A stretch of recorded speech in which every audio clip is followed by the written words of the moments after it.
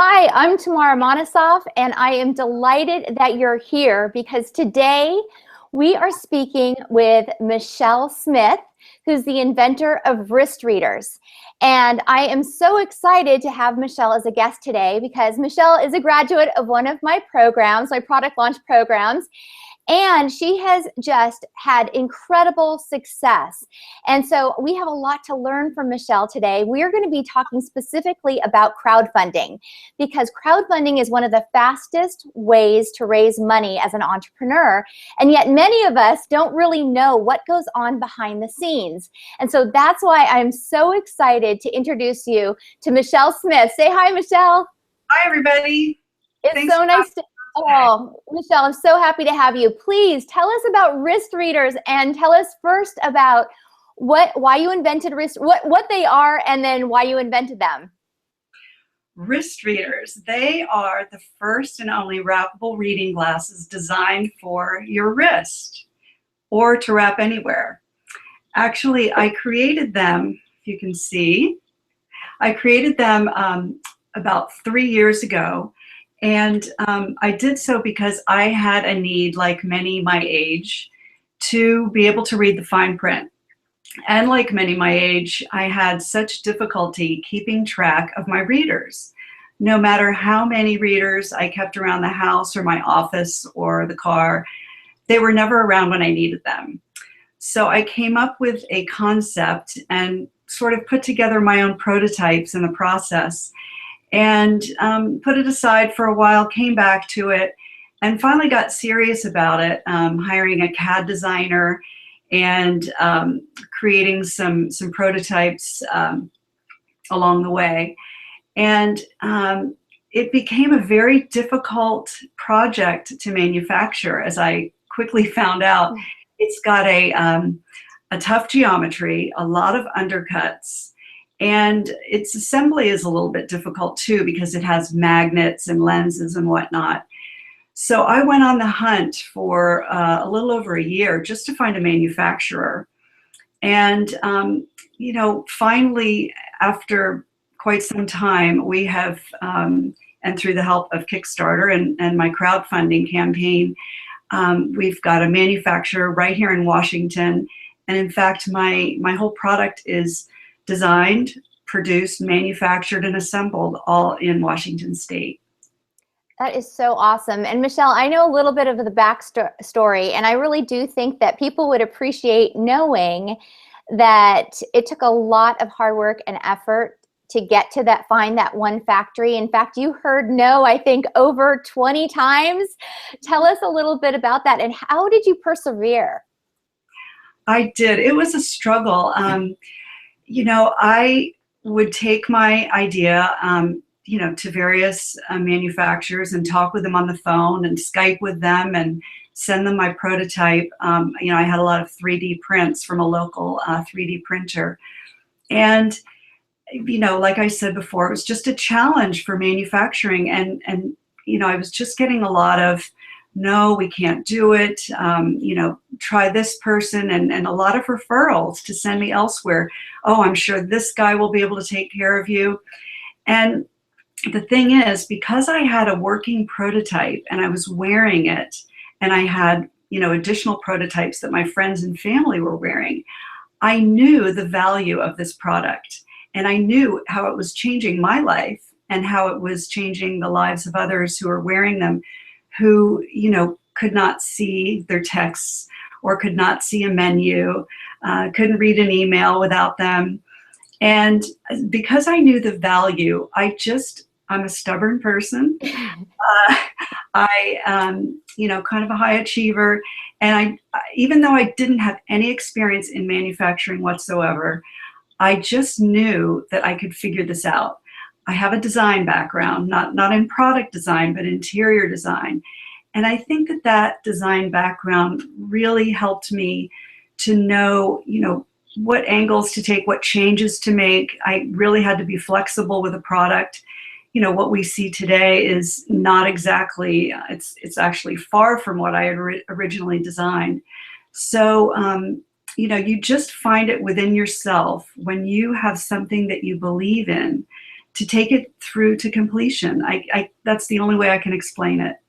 I love that. Thank you, Michelle, for sharing that. And now let's talk about crowdfunding, because so often you hear people say, well, just do a crowdfunding campaign.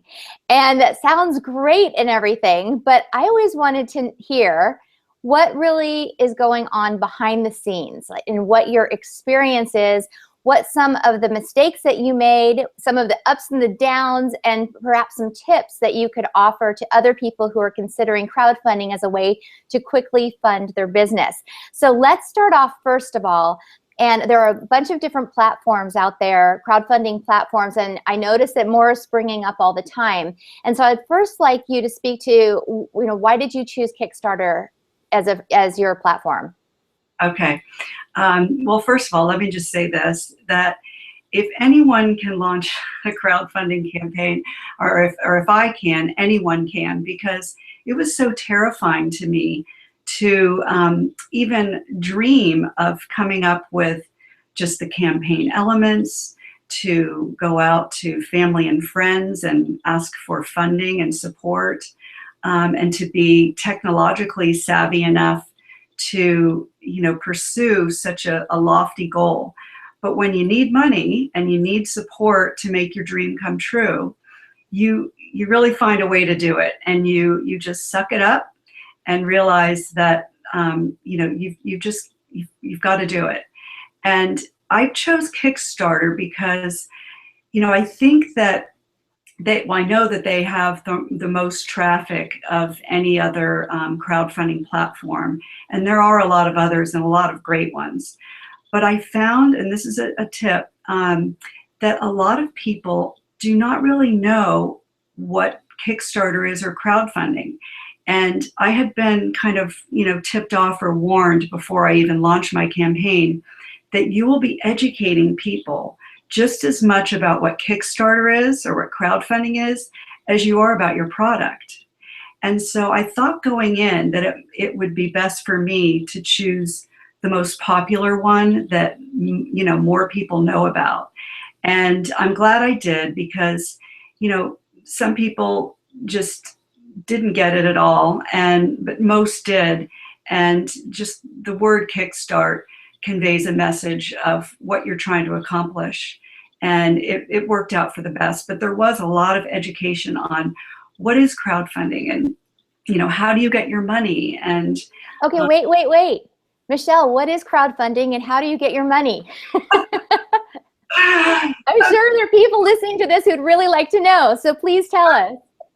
So crowdfunding is a way for, it's a platform online through Kickstarter, Indiegogo, all of these other resources that gives you the opportunity to showcase your idea, your product. You may just have a prototype, you may have a finished product that's already manufactured, but it gives you the platform where you are able to basically create a secondary website onto their website to showcase all the features and benefits of your product. And then what you're looking for. I was looking to raise $20,000 to launch the production or proceed with the production of my product and go to, ramp up the manufacturing. And we could talk about how I came up with that number later, because that's a process in itself. So it provides you with, the crowdfunding provides you with the resources to bring people, to your site, to show them what you offer and ask them for a pledge to help you. Some people describe it as like an online store in a way, and I know Kickstarter doesn't like that description, but in a sense it is. It gives people an opportunity to pre-order your product and support you along the way. And also, I'm sorry to cut you off, also to donate money. So I think that's important for people to know that there are different kinds of crowdfunding platforms, and yes. Kickstarter accepts donations, which is really important because that's money you don't have to pay back. And it's also, there are some crowdfunding platforms that are equity-based, that right. You actually give a percentage of ownership in your company. So it's really important to know the difference between the platform and choose the one that makes the most sense. Absolutely. You're absolutely right. So tell us, Michelle, about the application process. Well, the application process is pretty simple and streamlined as far as the information you need to give about your business and your bank accounts and whatnot. But I, had a little difficulty. A strange glitch happened during my application process where I was ready to launch in 7 days' time, and I had already filled out all the information. I had developed my little site on the Kickstarter platform, and there was a glitch verifying my identity. And I'm an American citizen. I didn't think that I had any complicated background, which I don't. It was just a glitch, but it almost caused me to launch later than what I had already announced and publicized in my social media. So it was a little stressful. But the application process and the development of your site or your, showing your pages about your product, I'd give yourself, at least 30 days to do it, because it takes a lot to pull together all the photos and the copy and the video that you need to provide, to pull it all together. So give yourself at least 30 days, I think, no matter what platform you use. And I loved that you used, instead of hiring a big film crew, that you used, I believe you used Animoto. Is that right? That was a budget issue.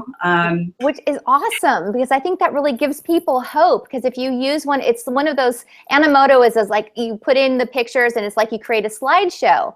And when I saw that, I was like, fantastic, because a lot of people can't afford to spend $2,000, $3,000, $4,000, $5,000 to hire a professional crew, which a lot of people are doing. And the fact that you exceeded your financial goals using a tool like Animoto is just awesome. And you can use other tools like iMovie, and there are all sorts of different simple tools like that. Well, of course, I heard about Animoto through you and one of your great classes, which I just have a whole binder full of resources because of that. And yes, Animoto, I pay a $39 fee per month just to, be a subscriber.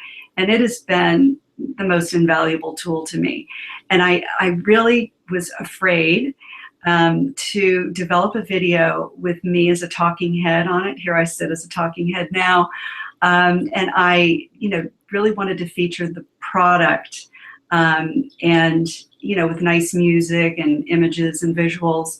And I think it came across really well. And it just goes to show that if I can do it, anybody can do it. Well, and I think the beauty of that, and we'll move on to other questions, but the beauty of that is that you were able to show your product in use in so many different ways that I thought that was brilliant. And actually, as a talking head, you could explain and talk like we're doing right now, but visually seeing it being used, to look at labels when you're in a clothing store or on an airplane when you're trying to read the newspaper or whatever it is, you had so many different usages that you're like, oh yeah, that's a good idea.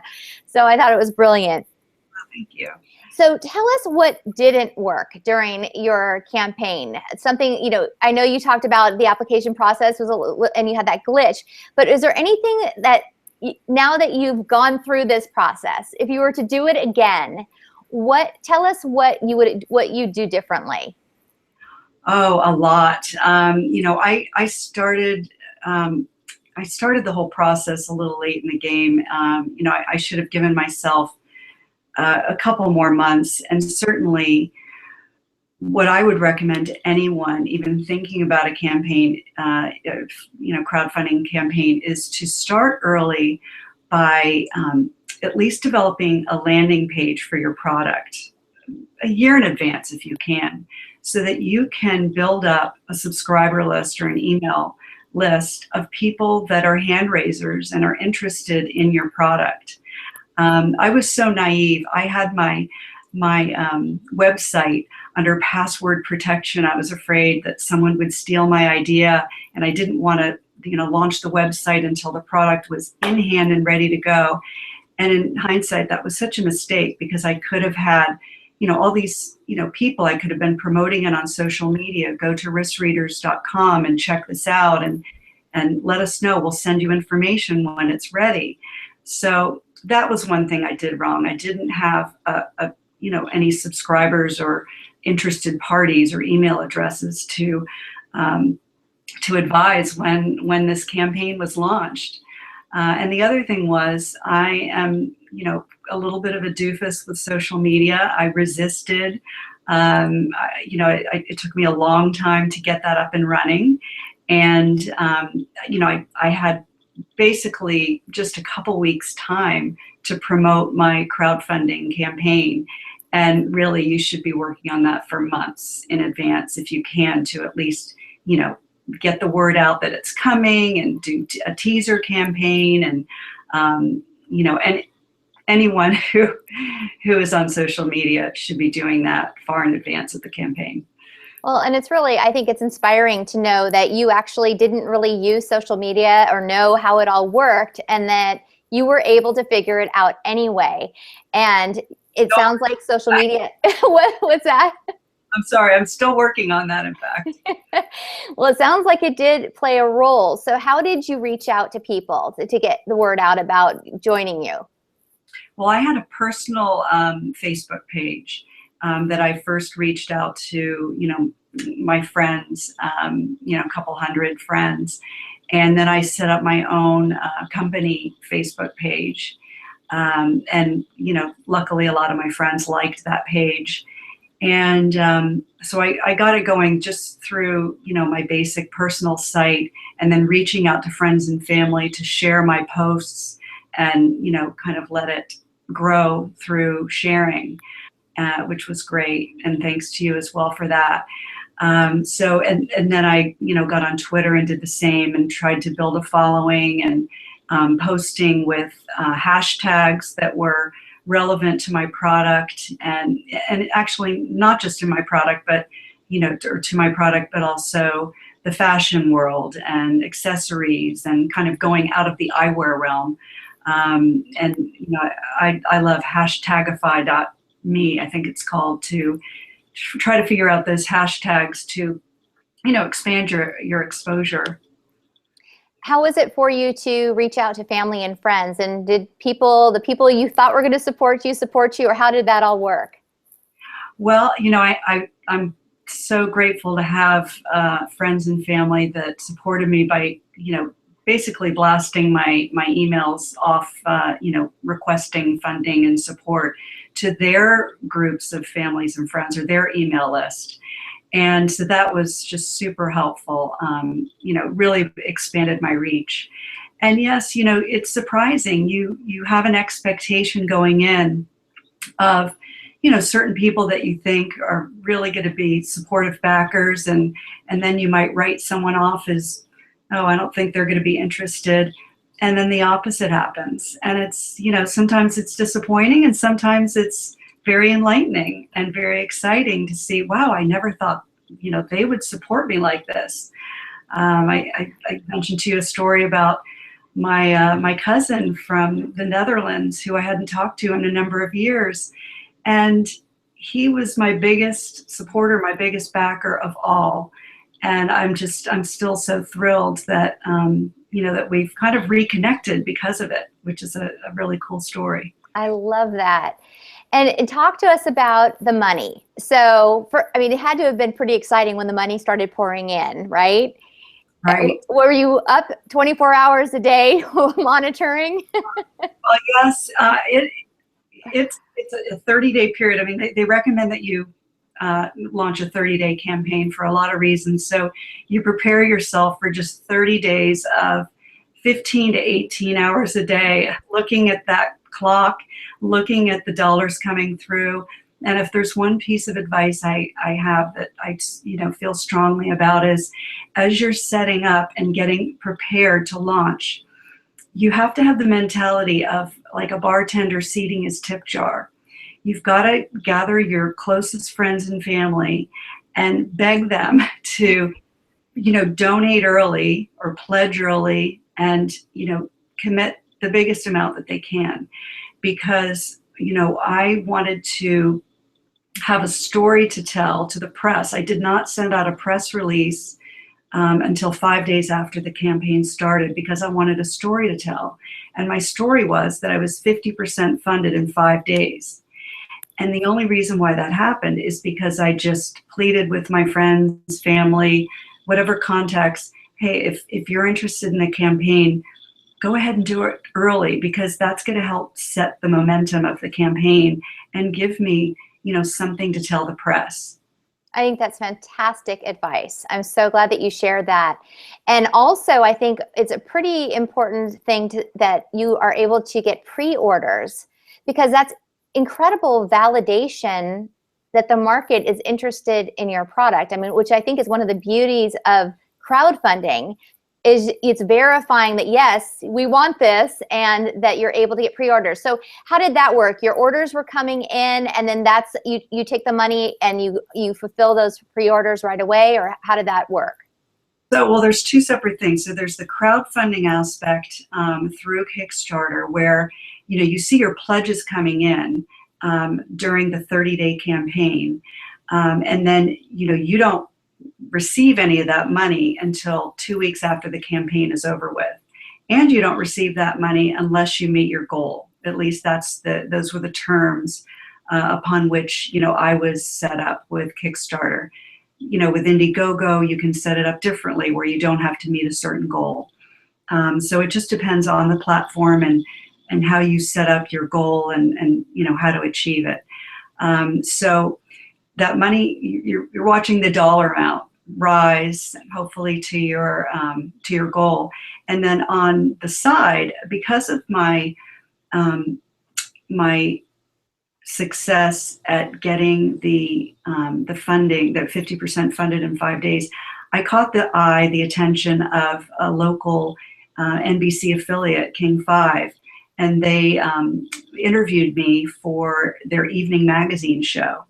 And so that stimulated a lot of response and reaction and pre-orders through my website. So that kind of came along a little bit later, but that was, on the website side, and then the orders or the pledges were coming in on the crowdfunding side. And so when the money comes in, then it's how did you follow up afterwards with the people that have funded you? Is that part of the process? Yes, so it's expected on Kickstarter, and I'm sure the others, to keep in touch with your backers. And there's a great platform by which you can message back and forth. As each pledge came in, I'd write a personal note to thank the backer. It sounds like a weird term, but that's what they call it, the backers. So I would thank the backer, and then as the project progressed during the campaign and after, I still keep in touch with them and send out updates. For instance, as we went to the manufacturer and we finally began producing the wrist readers, I would update them and maybe show them a picture. But you're in constant contact with them, because they're part of I call them my founding family. They are what brought my project to life. I love that. The founding family, that's awesome. So tell us two things. First of all, what is if someone else is aspiring to do crowdfunding, but they're, feeling afraid to make that step, what do you suggest, or what are some tips that you can offer to an aspiring entrepreneur?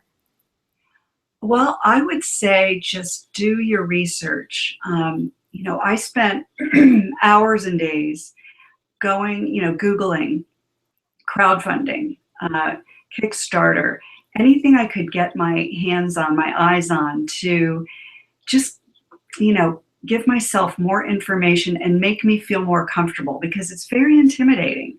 It's intimidating setting your goal. It's intimidating, just even thinking about putting yourself out there in the public domain, and you're asking for money. I am so not programmed for asking people for money, and that is what intimidated me, and I'm sure it intimidates a lot of other people. But the more you learn, the more you know, the easier it becomes to digest. And I wrote down a few things. There's this great crowdfunding guru named Clay Hebert, Hebert. He is just the most soothing, relaxed, calm expert that I watched all his videos and then watch videos that he would recommend. You need to spend a lot of time looking at these videos. You will learn so much. Write down your little notes. And then, I had like a little booklet of all the recommendations of what to do, what not to do. It was just a great way. And then the other resource starting out was the 4hourworkweek.com. And I don't know if you've heard of it, but I've read that book. I love that book. Tim Ferriss. Yes, Tim Ferriss. He has an article on there for hacking Kickstarter. And it's just amazing. He has a whole, and if you're going to crowdfund, you've got to go onto that website, because you can look at all the email templates of what they recommend you send to your friends 2 weeks in advance, a few days in advance, 5 days into the campaign. It's just a progressive plan of emails, what to say, how to say it. That was just the perfect tool for me, because I had no clue all the different emails that you should send and who you should be sending them to, and bloggers that you should try to contact to, hopefully write about your product and get you some PR. I love that. Thank you for sharing those resources with us. And I do want to go back to, before we finish, I want to go back to ask you about what, the $20,000 goal.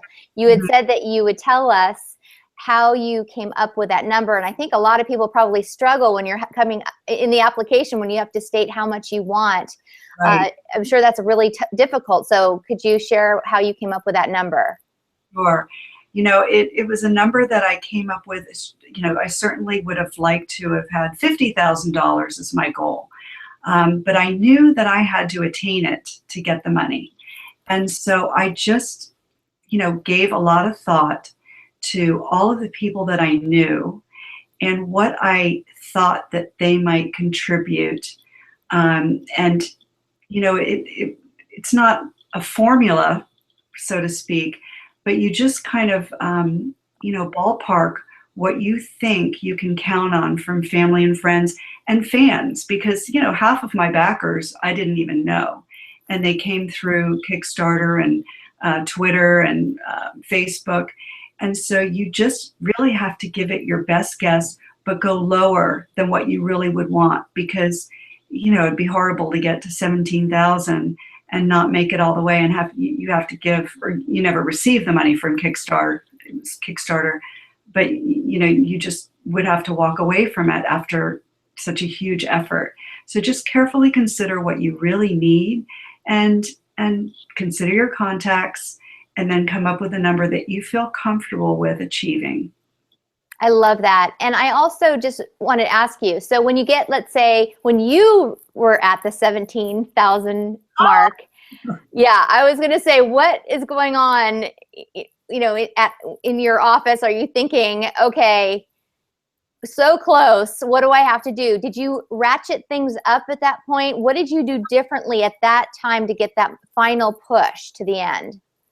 Well, the 30-day process, the 30-day campaign, it was an emotional roller coaster. It really was, because we had a big start, and then there was a lull, and then another big boom, and then it truly was like a roller coaster. And you just have to hang on tight for the ride, because you can't count on people doing what they're going to say that they're going to do at a certain time. It just comes in when it comes in.